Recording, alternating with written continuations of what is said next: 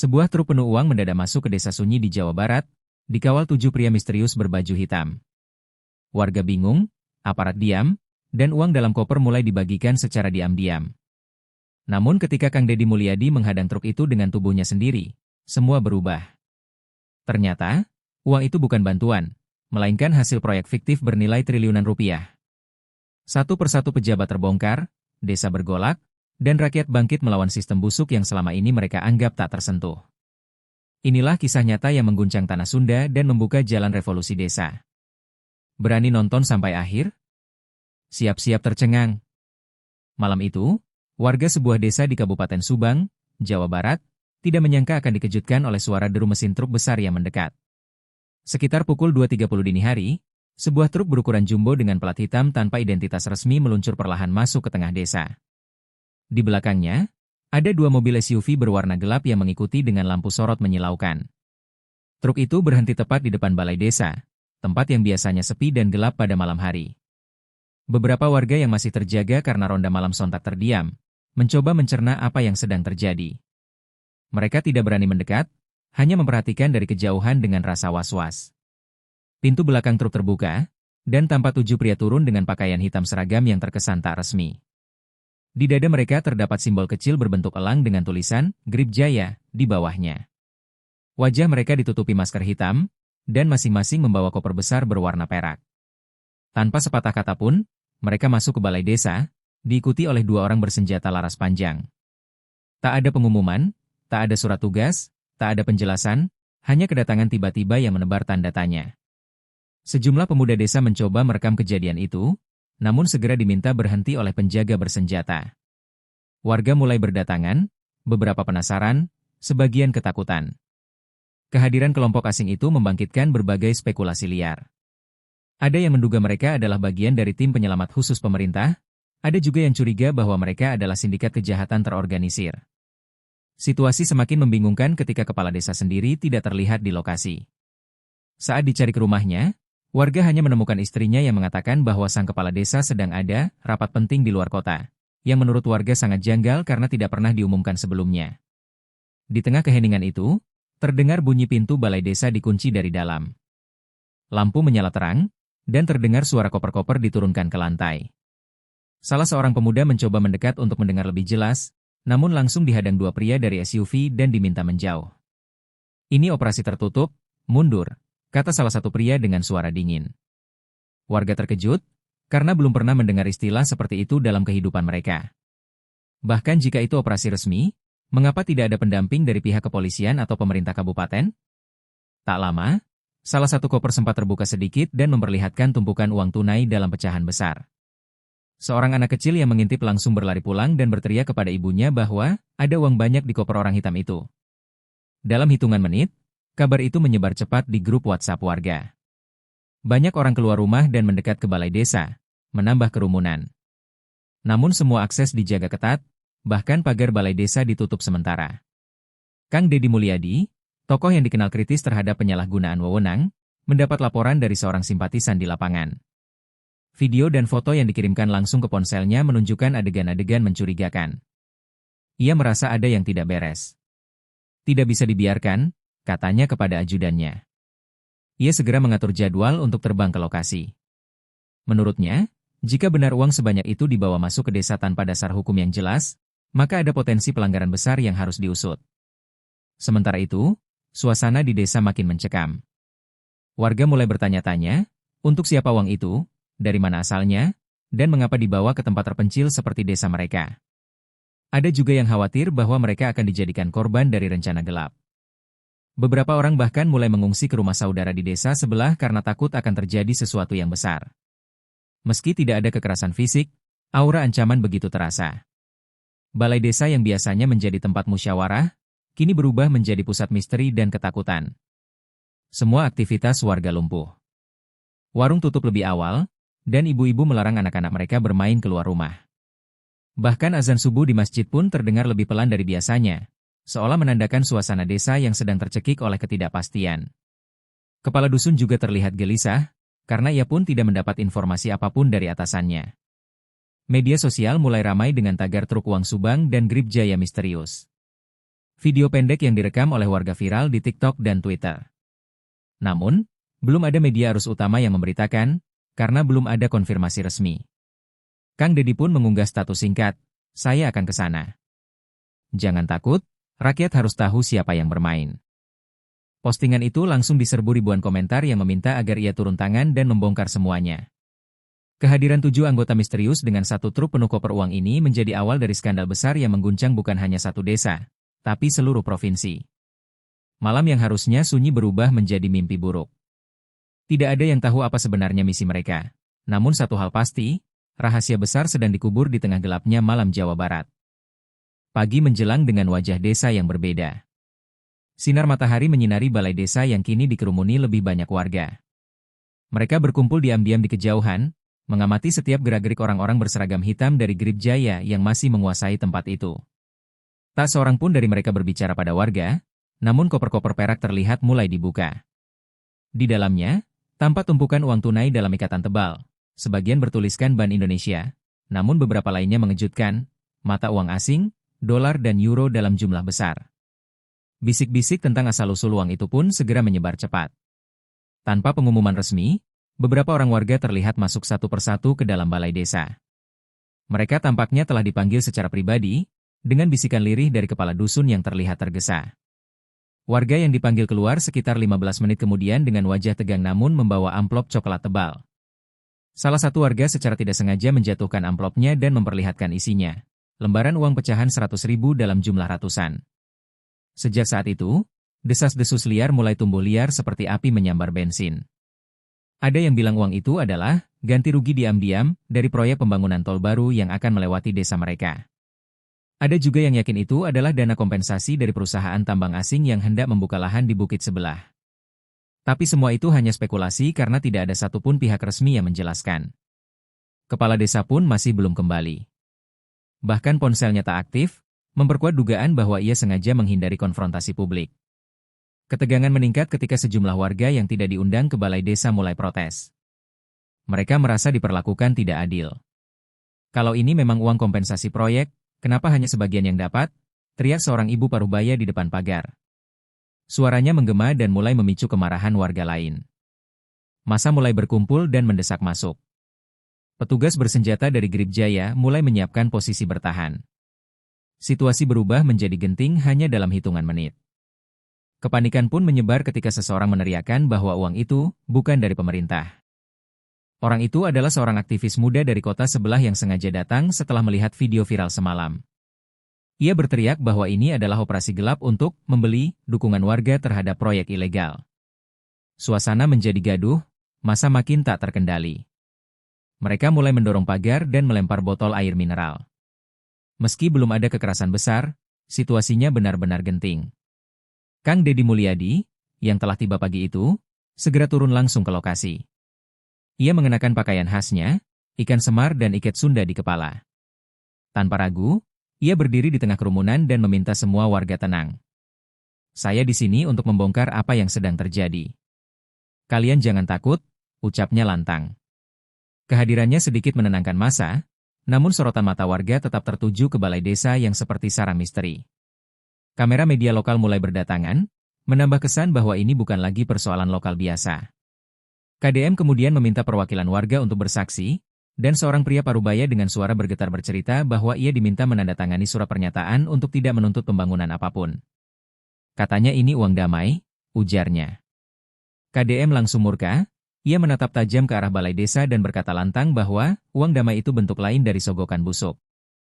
Ia memerintahkan agar koper-koper itu tidak dipindahkan hingga aparat resmi datang. Saat massa mulai tenang, tiba-tiba satu truk logistik datang dari arah timur, mencoba masuk ke balai desa. Di atasnya ada beberapa koper tambahan. KDM segera menghalangi dan berdiri di tengah jalan, membuat truk berhenti mendadak. Sopir tampak kebingungan, namun KDM tetap berdiri tak bergeming. Warga pun ikut berdiri di belakangnya.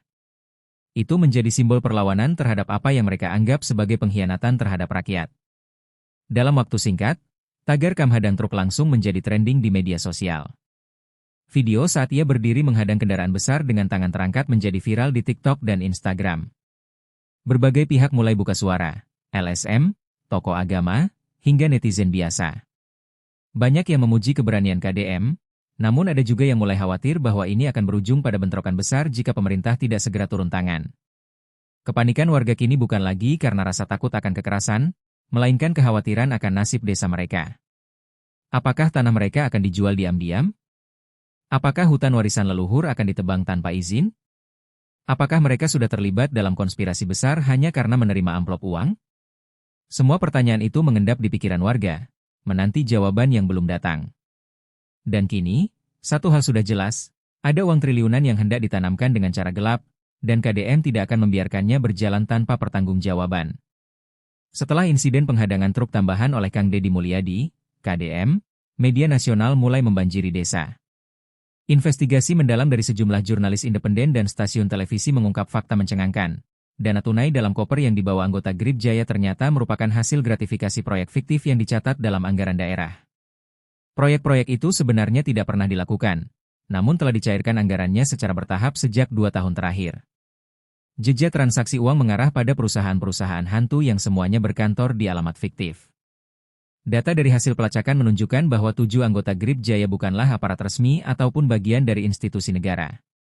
Mereka adalah mantan kontraktor dan makelar anggaran yang memiliki koneksi kuat dengan oknum-oknum di lingkungan pemerintahan daerah.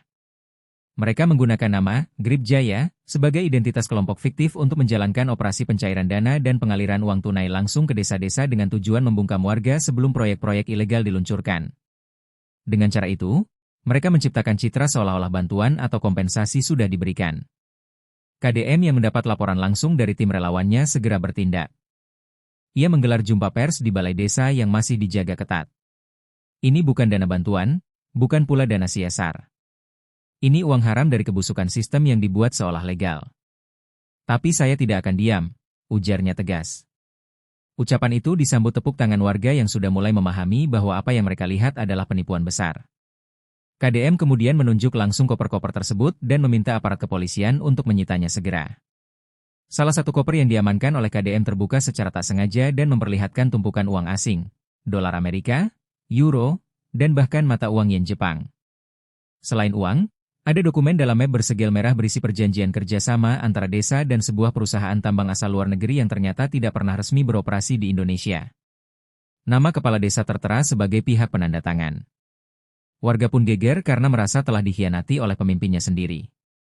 Dokumen lainnya mengungkap rincian, pembagian jatah, dana yang dibawa, 40% untuk tim pelaksana, 30% untuk pengamanan daerah, 20% untuk kepala desa dan perangkat, dan hanya 10% untuk warga sebagai bentuk simbolis. KDM langsung menunjuk angka itu dan berkata, inilah wajah asli dari pengkhianatan. Rakyat hanya dijadikan topeng untuk menghalalkan korupsi besar-besaran. Suaranya menggema di seantero halaman balai desa. Sorak dan teriakan warga makin keras, meminta kejelasan. Tak lama kemudian, seorang pria dari tim Grip Jaya yang tampak gugup akhirnya tertangkap oleh warga saat mencoba kabur lewat jalan tikus di belakang rumah warga. Ia segera diamankan ke rumah KDM yang dijadikan pos sementara.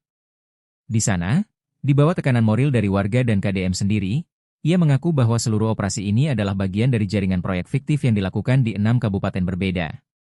Desa mereka hanyalah salah satu titik distribusi uang sogokan agar proyek-proyek ilegal berjalan mulus. KDM langsung menghubungi Komisi Pemberantasan Korupsi, KPK, dan meminta penyelidikan menyeluruh. Ia juga meminta perlindungan hukum untuk warga agar tidak menjadi korban dari tindakan balasan pihak yang merasa dirugikan. Dalam waktu singkat, tim KPK mulai bergerak ke lokasi. Sejumlah pejabat daerah yang namanya tercantum dalam dokumen langsung dimintai keterangan, termasuk Kepala Dinas PU dan beberapa anggota DPRD setempat. Kasus ini mulai menjadi perhatian nasional.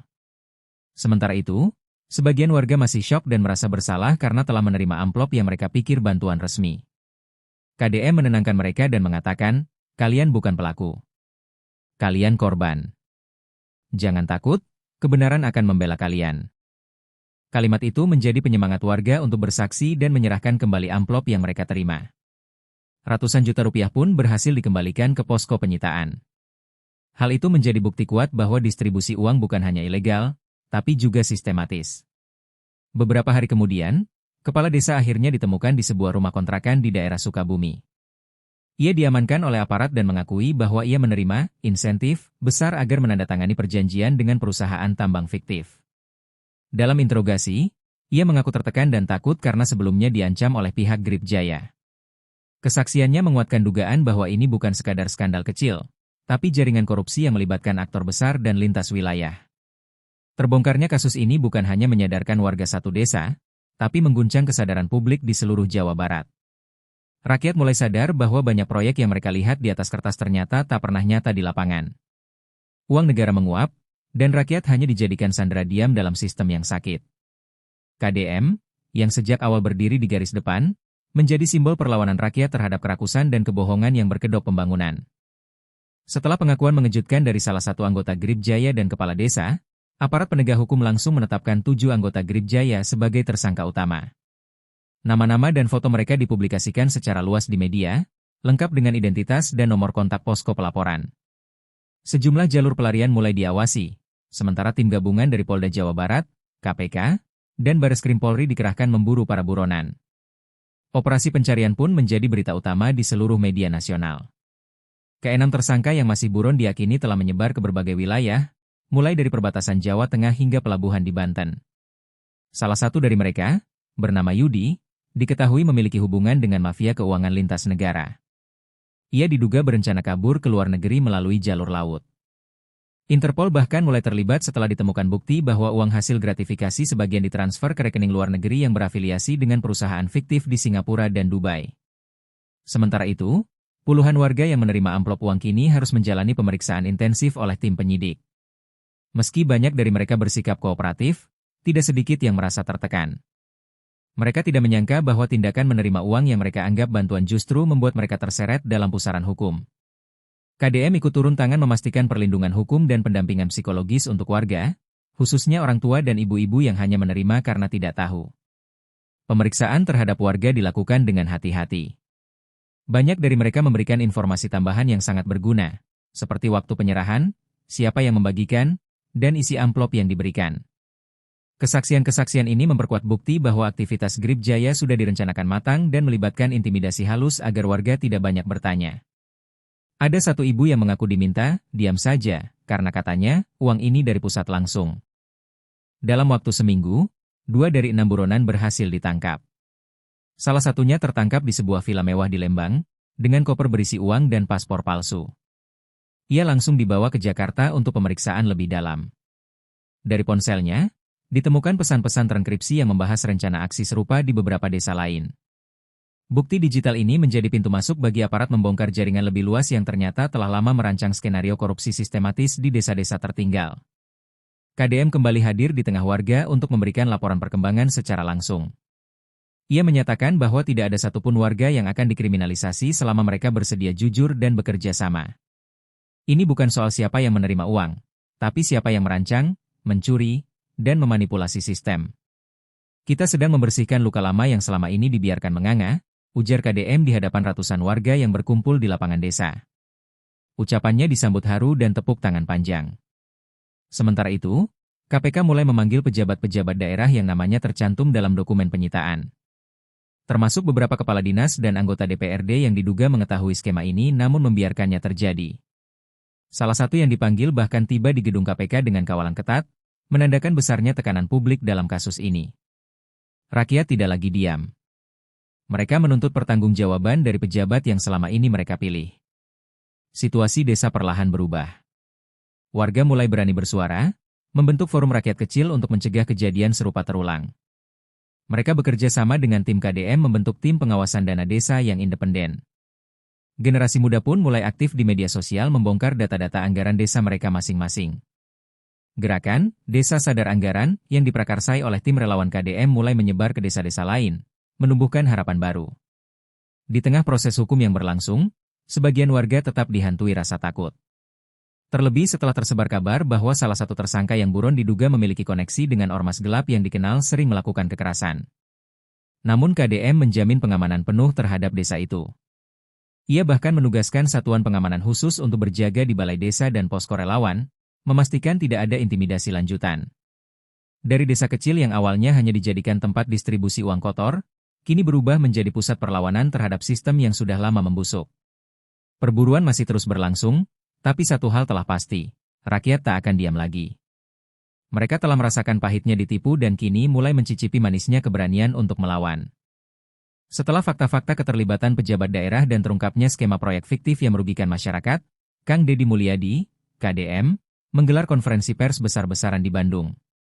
Di hadapan puluhan media nasional, ia secara terbuka menantang pemerintah pusat dan daerah untuk melakukan audit total terhadap seluruh proyek anggaran desa di Jawa Barat. Dengan nada lantang, KDM menyebut skema ini bukan insiden tunggal, melainkan fenomena sistemik yang telah berlangsung bertahun-tahun tanpa pengawasan ketat.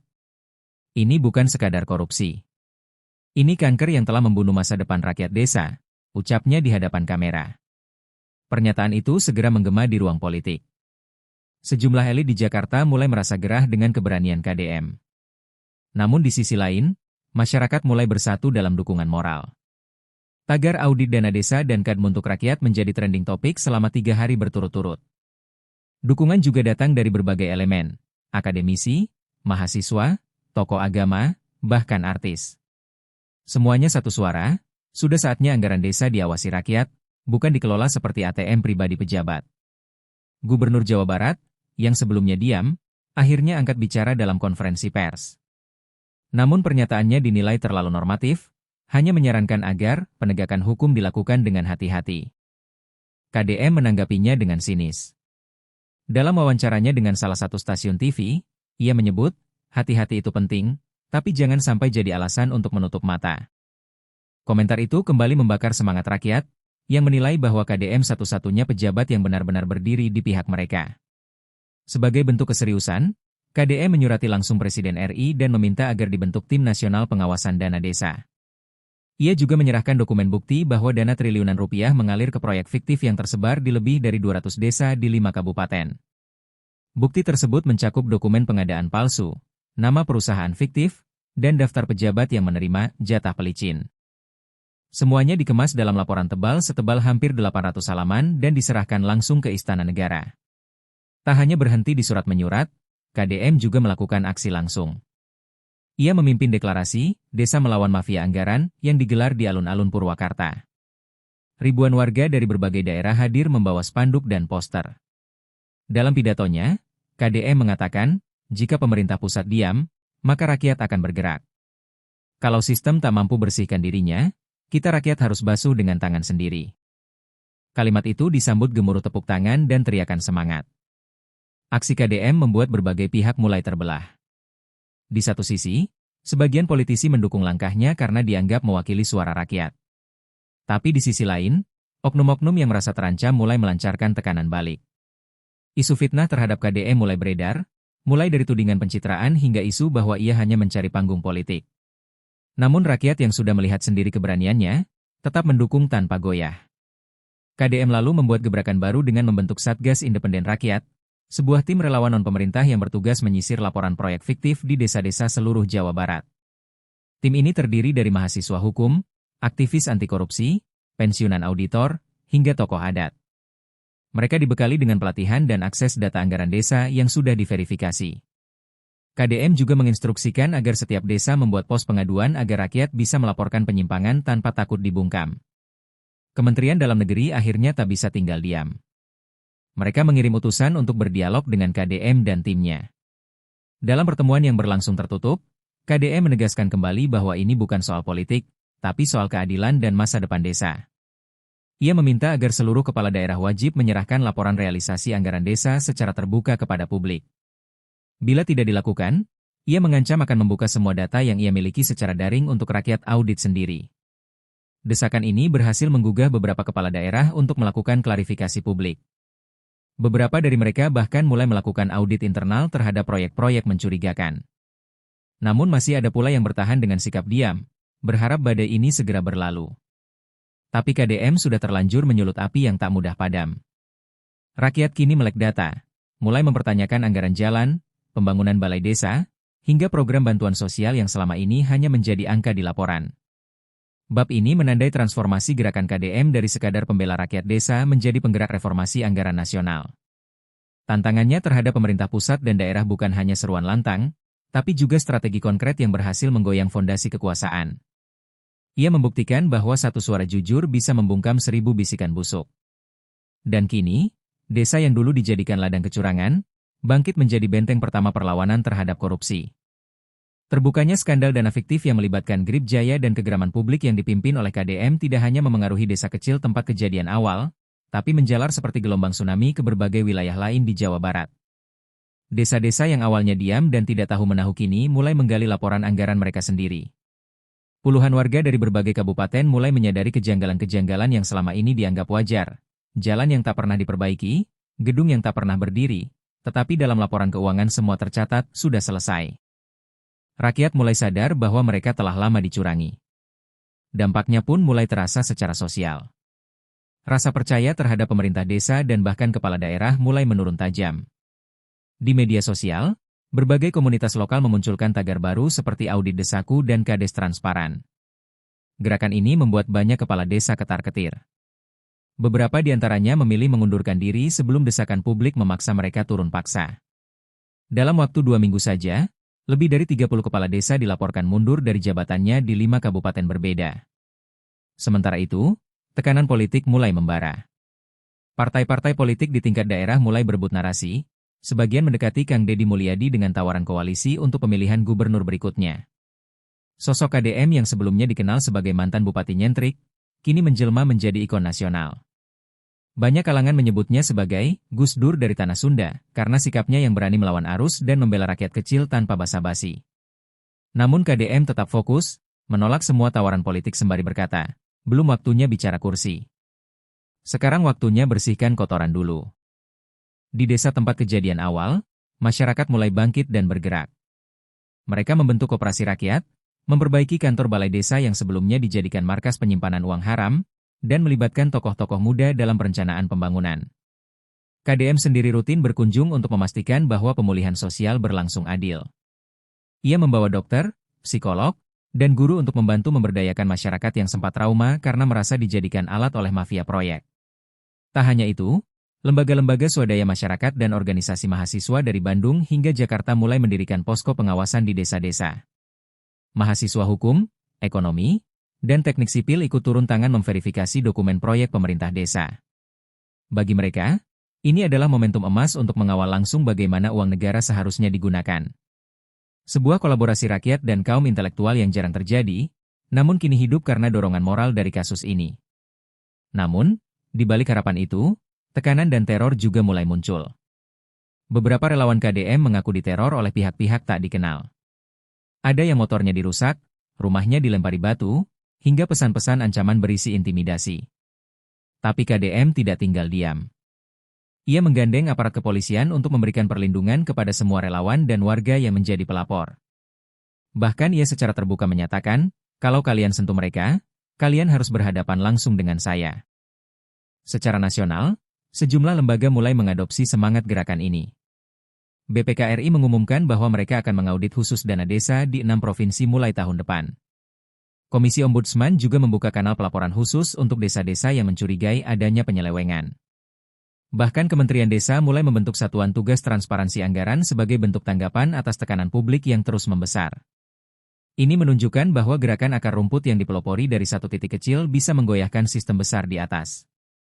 Media pun tak ketinggalan. Beberapa stasiun TV nasional membuat program khusus bertajuk Jejak Dana Desa, yang menelusuri proyek-proyek fiktif dan membandingkannya dengan kondisi di lapangan. Rakyat makin melek. Mereka mulai membedah laporan realisasi anggaran, LRA, dengan bantuan mahasiswa atau aktivis. Dalam seminggu saja, lebih dari 120 laporan masuk ke posko pengaduan KDM di Purwakarta. Sebuah gelombang kesadaran baru sedang bangkit. Popularitas KDM meroket. Meski ia tak menyebutkan keinginan maju sebagai calon pemimpin nasional, namun survei internal lembaga independen menunjukkan namanya masuk dalam 5 besar tokoh yang paling dipercaya publik. Hal ini membuat banyak pihak resah, terutama mereka yang selama ini nyaman bermain di balik anggaran gelap. Namun KDM hanya menanggapi singkat, kalau rakyat percaya, maka tanggung jawab saya lebih berat. Tapi untuk saat ini, saya hanya ingin memastikan uang rakyat tidak dicuri. Bab ini menjadi bukti bahwa satu aksi kebenaran bisa memicu ledakan perubahan. Dari desa ke kota, dari masyarakat ke negara. Dampak sosial dan politik yang menggila ini tak hanya mengguncang elit, tapi juga membentuk babak baru dalam sejarah perlawanan rakyat terhadap korupsi. Dan semuanya dimulai dari satu truk, 7 orang, dan keberanian seorang pria bernama Kang Deddy Mulyadi yang menolak tutup mata.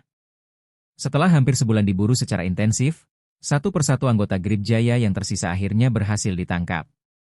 2 diantaranya diamankan saat bersembunyi di sebuah rumah kontrakan di kawasan Pelabuhan Ratu, mencoba menunggu waktu yang tepat untuk kabur lewat jalur laut. Sementara 1 orang lainnya tertangkap di Bandara Soekarno-Hatta dengan identitas palsu saat hendak terbang ke Malaysia. Mereka tidak sempat membuang semua barang bukti, beberapa koper berisi dokumen rahasia dan pecahan mata uang asing disita dalam kondisi utuh. Perburuan yang melelahkan itu akhirnya berakhir. Satu-satunya anggota yang sempat melawan saat hendak ditangkap, harus dilumpuhkan aparat karena menodongkan pistol ke arah petugas. Ia tewas di tempat, dan kematiannya menandai akhir dramatis dari kelompok yang telah meresahkan ratusan desa di Jawa Barat. KDM hadir langsung di lokasi pemakaman salah satu korban warga yang sempat menjadi korban intimidasi, bukan untuk menyampaikan belasungkawa, melainkan untuk memastikan bahwa seluruh pihak yang menderita akibat skandal ini tidak akan dilupakan begitu saja. Kita jangan sekadar marah. Kita harus ingat agar ini tak terulang, katanya lirih di depan keluarga korban. Pengadilan terhadap ke-6 tersangka digelar terbuka dan disiarkan secara langsung melalui televisi nasional dan kanal YouTube Mahkamah Agung. Rakyat menyaksikan dengan antusias, sebagian marah, sebagian lega, karena keadilan mulai ditegakkan. Jaksa membacakan dakwaan yang panjang, termasuk pencucian uang, gratifikasi, manipulasi dokumen negara, serta penggelapan dana publik. Para tersangka terlihat pasrah, dan sebagian mencoba menyalahkan oknum di atas mereka yang lebih besar dan tak tersentuh. Namun pengakuan itu justru membuka lembaran baru. KDM yang hadir sebagai saksi kunci membacakan pernyataan tegas di ruang sidang. Ia tidak hanya menjelaskan kronologi kejadian, tapi juga membongkar sistem yang memungkinkan penipuan sebesar itu bisa terjadi tanpa pengawasan. Masalahnya bukan hanya pada pelaku. Masalah utamanya adalah sistem yang membuka pintu bagi mereka. Maka kalau negara tak ubah sistem, maka tragedi ini hanya akan berulang, serunya disambut tepuk tangan dari pengunjung sidang. Kalimat itu kemudian dikutip media sebagai seruan reformasi anggaran daerah. Presiden RI akhirnya buka suara, menyatakan bahwa kasus ini akan menjadi momentum nasional untuk melakukan restrukturisasi besar-besaran terhadap sistem distribusi dan pelaporan dana desa. Kementerian Desa langsung merilis aturan baru terkait transparansi digital, mewajibkan seluruh desa mempublikasikan anggaran dan realisasinya secara daring yang bisa diakses oleh publik. Aplikasi berbasis warga diluncurkan untuk memantau langsung proyek-proyek pembangunan desa. Ini menjadi revolusi kecil namun berdampak besar bagi pemerintahan lokal. Di level masyarakat, semangat perlawanan terhadap korupsi makin menguat. Desa-desa membentuk Forum Rakyat Desa Bersih, Foradaber, sebuah gerakan yang dipimpin oleh warga biasa, untuk memastikan dana pembangunan tidak lagi diselewengkan. KDM didaulat sebagai penasihat kehormatan nasional forum tersebut. Dalam pertemuan akbar Foradaber perdana, KDM mengatakan, kalau dulu kalian takut ke kantor desa, sekarang kantor desa harus takut pada kalian kalau kalian bersatu. Kalimat itu menjadi slogan perjuangan baru. Sekolah-sekolah desa mulai menyisipkan pelajaran etika anggaran dan kepemimpinan jujur dalam kurikulumnya. Anak-anak SD dan SMP diajak mengenal bagaimana uang negara seharusnya digunakan, agar sejak dini mereka tumbuh dengan kesadaran kritis terhadap keuangan publik. Bahkan para guru dan perangkat desa rutin mengikuti pelatihan integritas yang difasilitasi oleh aktivis dan lembaga audit independen. Sebuah pergeseran nilai sedang terjadi, dari diam menjadi berani, dari pasrah menjadi kritis. Beberapa pejabat daerah yang sebelumnya diam mulai kehilangan jabatan karena tekanan publik. Kepala daerah yang tidak tegas dalam menangani kasus proyek fiktif mulai ditinggalkan rakyat. Pemilu lokal menjadi lebih hidup, karena rakyat kini tak lagi memilih berdasarkan popularitas, tapi rekam jejak dan keberpihakan pada rakyat.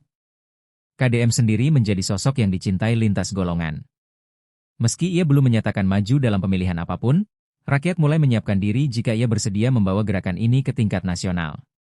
Babak akhir kisah ini bukanlah kemenangan personal KDM, melainkan kemenangan kolektif rakyat desa yang berani melawan sistem busuk yang telah lama membelenggu. Dari satu kejadian yang diawali oleh kedatangan truk penuh uang, telah tumbuh pohon besar perubahan. Daerah tidak lagi diam, desa tidak lagi pasrah, dan rakyat tidak lagi takut. Apa yang terjadi bukan hanya penangkapan koruptor, tapi kebangkitan kesadaran politik rakyat dari akar rumput. Kini, jalan panjang reformasi daerah sedang terbuka. Ini bukan akhir, melainkan awal. Awal dari sebuah revolusi sunyi yang lahir dari penderitaan, dibesarkan oleh keberanian, dan digerakkan oleh cinta pada tanah air. Dan siapa sangka, Semua bermula dari satu desa kecil yang memilih untuk tidak diam ketika kebenaran diinjak-injak. Perjalanan dari bab 1 hingga bab 7 menggambarkan sebuah transformasi dramatis dari peristiwa misterius yang awalnya dianggap sepele, menjadi gerakan rakyat yang mengguncang fondasi pemerintahan daerah dan bahkan menekan pemerintah pusat untuk berubah. Segalanya bermula dari kedatangan mencurigakan satu truk berisi koper uang tunai yang dikawal oleh 7 pria misterius yang mengaku dari kelompok bernama Grip Jaya. Desa kecil di Jawa Barat itu sontak menjadi pusat perhatian, bukan karena kemajuan, melainkan karena hadirnya praktik gelap yang selama ini disembunyikan di balik laporan-laporan indah pembangunan desa. Bab 1 membuka fakta bahwa dana-dana misterius bisa masuk ke desa dengan mudahnya tanpa pengawasan yang jelas, menandakan adanya pembusukan sistem di dalam tubuh pemerintahan lokal. Warga dibuat bingung, bahkan sempat diiming-imingi uang sebagai kompensasi atas sesuatu yang mereka sendiri tidak pahami.